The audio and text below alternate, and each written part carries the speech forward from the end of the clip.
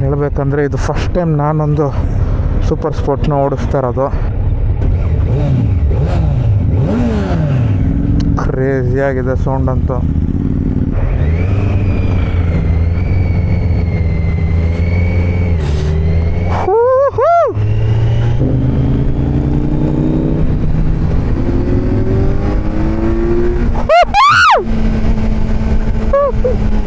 Third ಗೇರಲ್ಲಿ full ಹೆಂಗಿದೆ ಅಂತ ನೋಡಿ.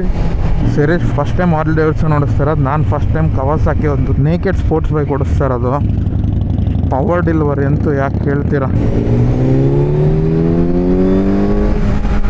ಒಂದು ಫುಲ್ ನೋಡೋಣ ಹೆಂಗೆ ಬರುತ್ತೆ ಅಂತ.